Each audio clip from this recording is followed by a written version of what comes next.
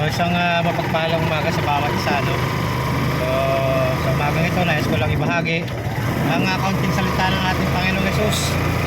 So mapapalad tayo sapagkat tayo may bagong buhay, kalakasan at bagong hininga na kanyang muling pinagkatiwala sa atin, ano? Pero ang iba hindi na pinalad, no? Binawi na mga buhay, no?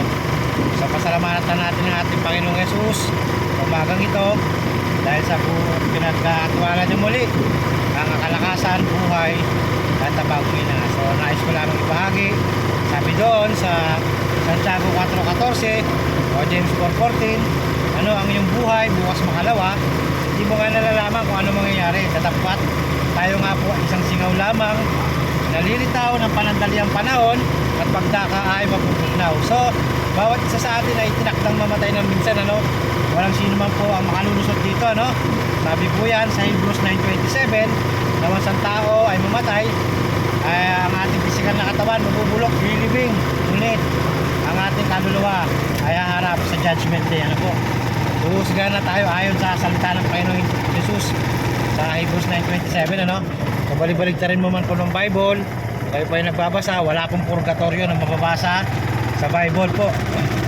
Kapag nakasad po doon, tayo po ay i-judge na po, no? At sabi po doon, dalawa lamang po ating pupuntahan, langit at impyerno lamang po, ano po? Sabi po yan sa Revelation 20:15, na once po ang iyong pangalan ay hindi na itala sa aklat ng buhay, ikaw po ay bubulid sa dagat-dagatan nga po, ano? Sabi nga po sa Romans 3:10, walang matuwid, wala kahit isa sa harapan ng ating Panginoong Hesus.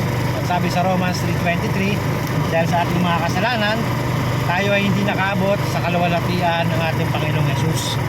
At sabi naman po sa Romans 6:23, for the wages of sin is death, but the gift of God is eternal life through Jesus Lord, Jesus Lord our God, ano? Sabi nga po yan, kabayaran ng ating mga kasalanan ay kamatayan, ano? Ngunit ang kaloob ng ating Panginoong Hesus ay buhay na walang hanggan sa piling niya, ano? Sabi yan sa Romans 6:23. So paano nga po ba natin makakamtan ang kaligtasan? Actually tayo po ay naligtas na po sapagkat ang ating Panginoong Hesus ay nanaog sa lupa at pinako sa krus, namatay nilibing, bumuhos ang kanyang banal ng dugo na pinantubos sa ating mga kasalanan, ano po? So ang atin na lamang po natin gagawin, kaya ating sampalatayanan sa Espiritu at katotohanan. Paano ba, saan ba makikita yun? Sabi po yan sa Acts 16:13-31, ano? Nang ipadala si Paul and Silas, nang sila ay mangaral sa Roma, pinadala ng ating Panginoong Hesus. Ngunit sila ay pinadakip, pinakulong ni Julius Caesar na gobernador ng Roma dahil sa kanilang pangangaral. Ngunit ang ating Panginoong Hesus nagpadala ng isang anghel at sila ay pinawalan sa kulungan.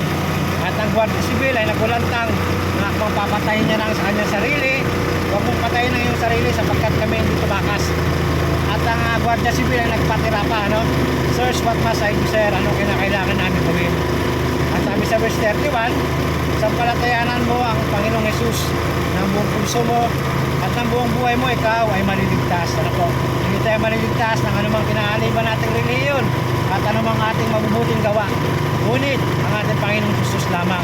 Sabi nga sa John 14:6, I am the way, the truth, and the life. No one cometh unto the Father but by me. At sabi naman sa John 3:16, for God so loved the world, He gave us His only begotten Son, that whosoever believeth in Him should not perish in hell, but have everlasting life. So magandang umaga sa inyo lahat, sa mapagpalang umaga.